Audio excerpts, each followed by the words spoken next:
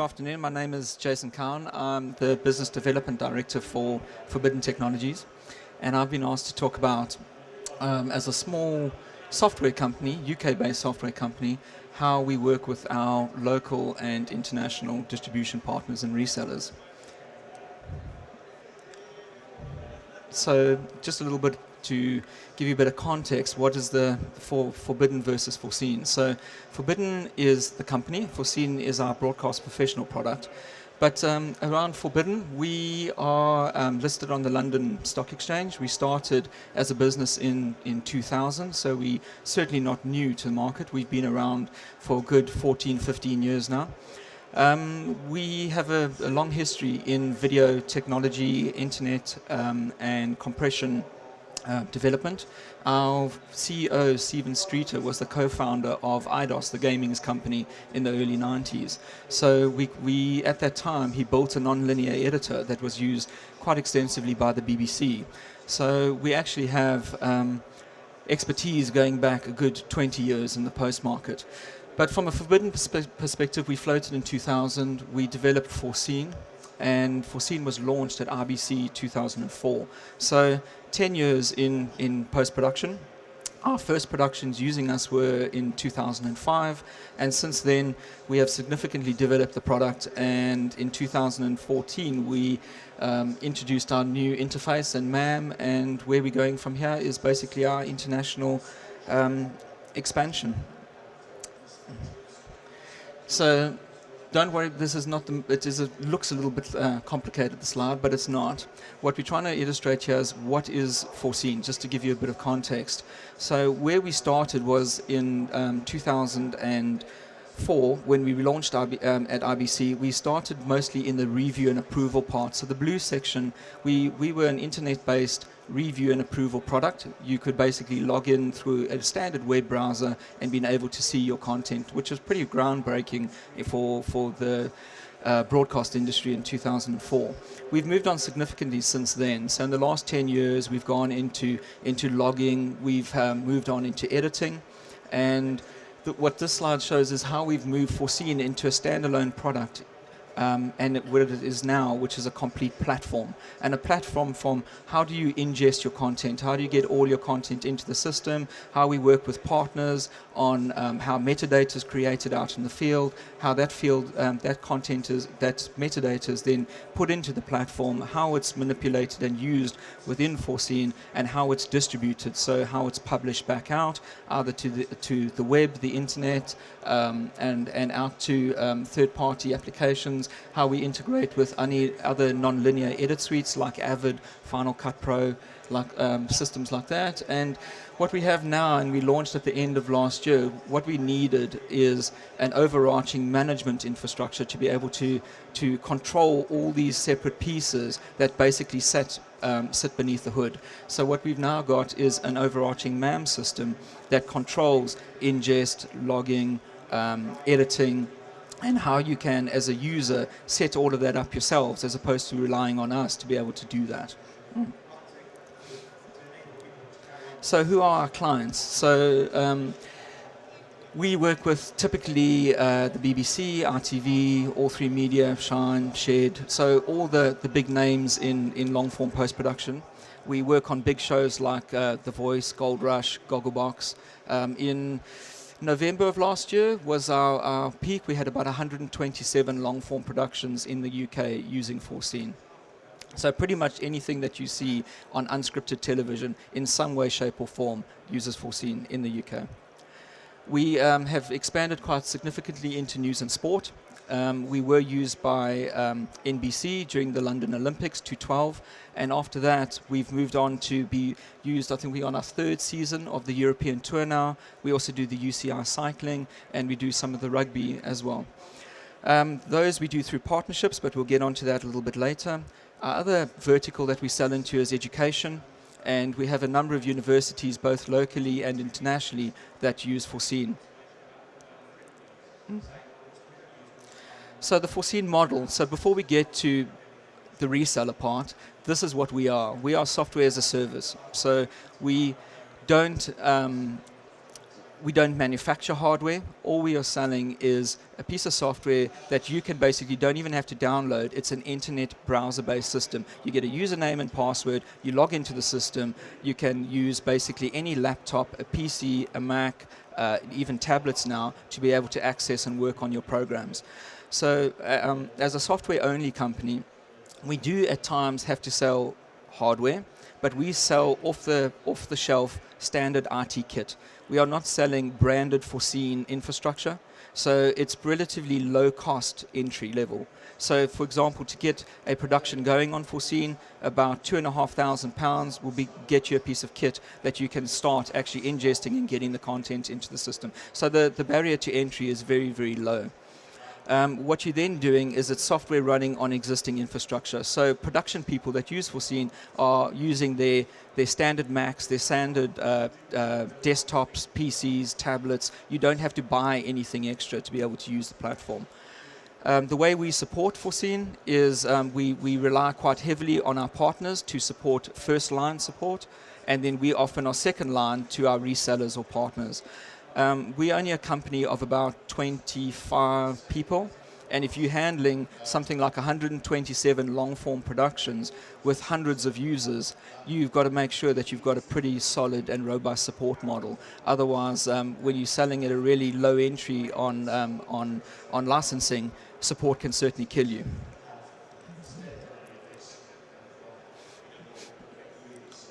So our resellers, we basically have three sectors that we term resellers. We have set up a reseller program now. And what we used to do is lump everything into one. We've now basically broken it into three sections. The first part being our post houses. So we treat post houses as resellers, and I'll get to that. So this is just an example of the kind of post houses that we have, especially across the UK and now internationally, that use Forscene and on-sell Forscene to production clients. Integration partners. So these are where we are actually integrating the Forscene product into a service offering that they have and basically take on to their client base. And the last one is traditional resellers. These are the resellers that people know that, for example, if you are in the States and you want to be able to buy Avid, you go to a traditional reseller, they will sell you Avid, they will then come and install it for you on premise and basically a margin from there. So what we do is we actually split it into three separate categories. So the first one being our post-house resellers. So when we started this, we used to sell, from 2004 going forward, we sold directly to production companies. So the likes of Studio Lambert, All3 Media, those kind of companies, to be able to create the demand. So we created a demand based on what are the benefits of Forscene. So it's about saving time, it's about not having to pay for expensive infrastructure, it's about collaborative workflows. So what happened with that is once the production company started using us and going, actually this is a viable option and this is something that we see great benefit, they obviously use post houses. The post house industry at the time wasn't that keen to adopt Forscene because they actually sell bricks, water, post house, edit suite, setup, that cost them quite a lot of money. Now you all of a sudden come with a cloud-based service and say, well, now you can work remotely, you can work from home. Some of that competes with what a traditional post house is actually selling. So we had a little bit of a pushback in 2010 where we had a handful of post houses that did use Forscene and did offer it to the production community. What we had to do was come up with a model to say to post houses, well, actually your clients are asking for the solution, so how best can we come to a way that we can work together so that you actually push Forscene out, you get your clients on board, and we come up with a margin base. And what we did, the way that it didn't work for them is we taking a system to them and saying, well, you need to buy an ingest box, you need to buy an annual license, and what's going to happen is that we're actually going to sell licenses directly to your clients and they're going to pay us. Clearly that's not a model that is too attractive for post house. So we needed to be able to say, well, you actually get all the licensing goes through yourself, you on-sell the licensing, and what we do is we give you a margin on that. And what it means as a post house is that the actual infrastructure that you're buying from us is paid for at least within a 1 to 3 year period. So it actually doesn't cost you a cent to offer Forscene to your clients. And that actually then got us in over that barrier. Well, why would I spend money when I'm not making any money? So we made it almost cost neutral to post houses to be able to offer Forscene to the production community. And what happened from there is we went from a handful of post houses in 2010 to, in the UK now, we have over 30 post houses in London, Cardiff, Birmingham, Glasgow, pretty much all over the place that use Forscene and offer it to their client base. Obviously, the benefit for us there is that they have very, very good technical expertise internally. So when a show as big as Gogglebox for Studio Lambert goes to a post house and says, we're going to be shooting 4,000 hours of content over a series, how do we manage that? How do we come up with a workflow? Somebody like Envy, that's a very big post house and a user of ours, is got great technical expertise to come up with the best way that they can basically manage all that content, create all the content. So production people are creatives. The post house are basically the technical infrastructure that helps them put the program together. And in that case, they have very good onboard technical people to be able to support the product. Very often, they train the clients directly. They want to be able to say to the clients, we're offering Forscene, but actually Forscene is supported like we support Avid, like we support Final Cut Pro. So you don't come and train our clients, we'll train the clients themselves. So what we do is we train one company, they're training 10, 15 companies outside of that. So it's a great model for us where we have 30 post houses servicing something like 120 productions. We only deal with 30 companies. They're dealing with, obviously, what I said, about 120. What we've done recently is expand outside of the UK, so with post houses. And how we've done that is taking a company like, and I'm go back to Envy as an example. They were using, we've been producing, Studio Lambert has been producing The Voice for a number of seasons now at Envy. They use Forscene on The Voice. The Voice Ireland came up, for example, and The Voice Ireland said, okay, they're going to be using a local post house with a completely separate production company, but they had noticed that obviously Forscene was used as the logging and the rough cut edit tool on such a big show. So what we got people to do, like Envy, is to then be able to say to Envy, you speak to Piranha Bar, which is the post house in Ireland, and you tell them from your perspective, what are the benefits? So we are not almost selling Forscene, we're using our own resellers to tell our story and tell the benefits of why would you as a post house adopt a model like ours. And we've used a very, very similar model in Canada as well. So we now have a few post houses that are using us outside of just the UK. Our second one is our integration partner relationships. And these are certainly our most successful. So the way this works is we have clients, for example, Field 59. So Field 59 is based in Wisconsin in the US, and what they do is they offer a full managed web experience for news broadcasters in the States. So small channels that basically are servicing a certain community. We take a feed from that channel 24/7 into Forscene. They can have editors anywhere in the world, and very often some of them at times have not even been in the US. They've had editors sitting in Europe because it costs them less hiring them here, but it's actually productions being created in the US, but you wouldn't know that they were editors sitting here. So what we do there is we are an integrated part, and all we are is the editor piece. The ingest, the publishing, the web experience is all Field 59, and as a client you actually wouldn't even know that the editing part of what is happening in the solution is Forscene. The same as we've done with Delta Tray in sports and the way that we do European Tour. So for example, European Tour is shot all over the world at the moment, even though it's called European Tour. It happens in South Africa, it happens in South America, it happens in Thailand. What happens is they used to have to send editors on location to cut packages up. What they do now is over satellite, we take the feeds down, Delta Tray downlink them, we re-ingest them back into the cloud, and editors anywhere in the world can access the content, create packages, and distribute them out to wherever they need to go.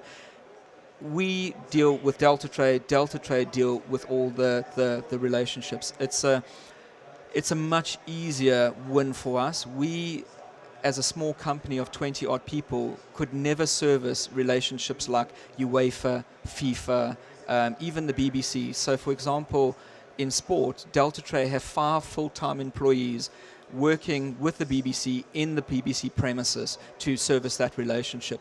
We don't have the kind of resources and the manpower to be able to do that. So we work with partners who have the relationships already, and they basically carry our product forward as part of their own offer. So obviously going international with them is very, very easy because most of them are international companies. Delta Tray has more than 20 offices around the world. And once we integrate it into their platform, they basically are selling us as part of their solution.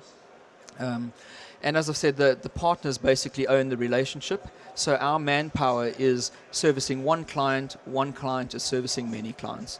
They generally have very, very good technical support and R&D because they will do a lot of the development themselves. They'll integrate the bits and pieces they either build the products themselves or they find best of breed like ourselves, and they integrate our service into their offering.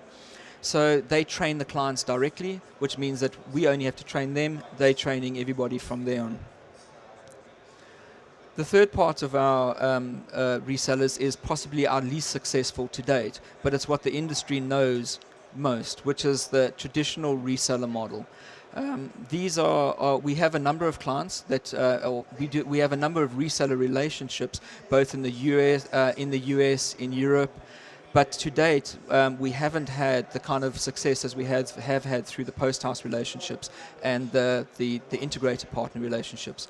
And the difficulties that we find with this is these resellers are typically not set up to service software companies. They're set up to sell hardware and once-off solutions into the industry. We are software as a service. We bill on usage on a monthly basis.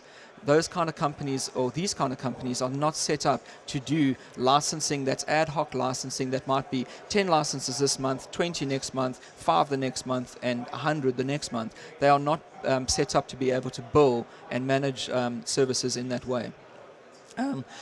But even though it doesn't sound all doom and gloom, we have had some success, and we are hoping to expand this ourselves. But it's far more of a work in progress how we work with these resellers. We use them in Europe specifically for the language barriers. Obviously, we've got a reseller in Germany, in Spain, and in Italy now. But what happens in these kind of relationships is we have to be far more intricately involved. Often a reseller that is selling into, for example, our partner DVE in Munich, they might represent 10 or 15 or 20 brands. They only have 2 or 3 technical people on within the company. They can't get those people to understand the product as well as we do across 20 or 30 brands that they're trying to represent. It's just not physically possible for them to do so. So what happens is their clients are coming to them and saying, well, they're looking for solutions that kind of do things that they don't even know about Forscene, but they say, we want to work remotely, we want to be able to access the content anywhere. We want to be able to create fast turnaround highlights packages. We want to be able to edit in the cloud, log in the cloud, work remotely. What they do is these resellers go onto websites and they find us through the website, our website, or they come to trade shows like this and they come and say, oh, what do you guys do? This kind of sounds like a fit. We'll then say, well, what we do with them is any clients that then come to them, we will work almost more in partnership with them. We will work with the client. We will demo to the client very often ourselves. We will have to be far more feet on the ground than any of our other relationships that we have. So we have to put a huge amount of more resource into these. We'll actually build the proposals. They will present the proposals, but all of that work is done by us. It's not done by us because we don't necessarily trust that they can do it. At the moment, they're just not geared and set up to be able to run it in that kind of way. So I think that this is certainly a work in progress and not our most successful to date. But we are certainly not actively pursuing it. But if resellers come to us and say, well, we'd like to represent you in a certain territory, of course, it's an opportunity for us and we will look at it. So basically, in summary, the traditional broadcast post models on how they sell doesn't factor in software as a service right now. They're not used to selling software as a service, and and I've said before, it's a work in progress. what we look for in a reseller is we look for somebody that has really good IT knowledge. A lot of resellers will have very, very good broadcast technology, engineering knowledge, but they won't have very good IT infrastructure knowledge. And unfortunately, we are an internet-based service.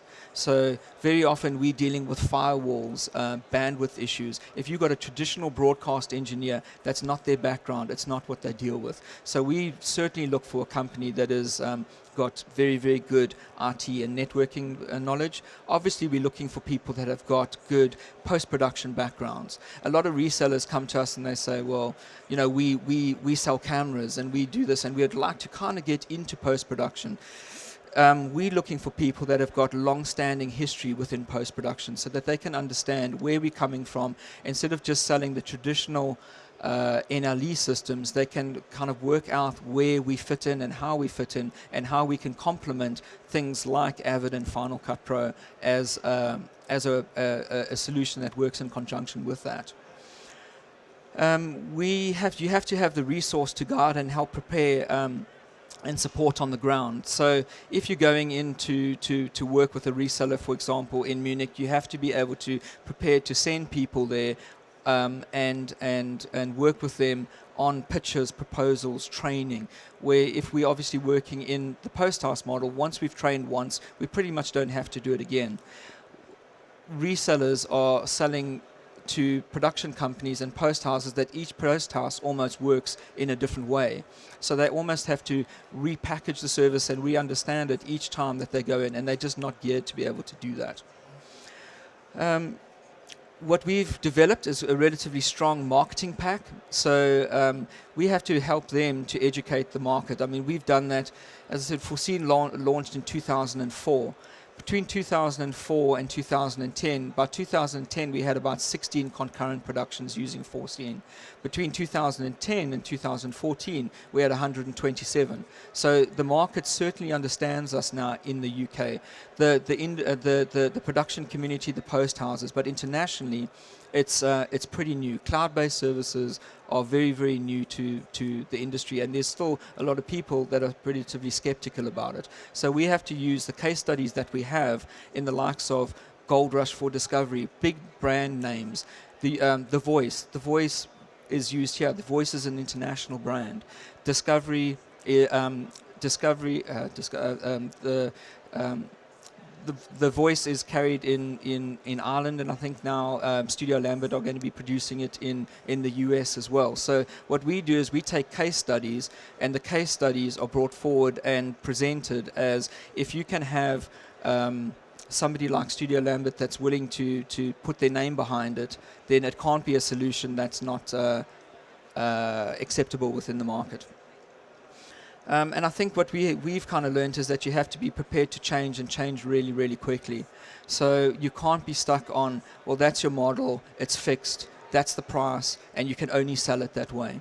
We have to be able to adapt within region and say, well, actually, production doesn't work in that way in that specific region. And you have to, for example, what we do here in the UK doesn't necessarily work the same way in Canada. So what we have here is we say software as a service, and you buy it on a month-by-month basis, and it's ad hoc. A lot of people might say, well, here's my fixed budget. I have 5 months worth of production. I can only spend this amount, and I want to buy bundles of licensing, as opposed to ad hoc licensing on a month-by-month basis. You have to be flexible enough to say, well, actually, that's going to work a lot easier. That's going to work much better within the territory, because that's the way their production budgets work in that territory. So I would say that you can't be fixed and say you only work like this, and you can't adapt. And being a company of 25 people, obviously we are very open to being able to adjust the models that we have.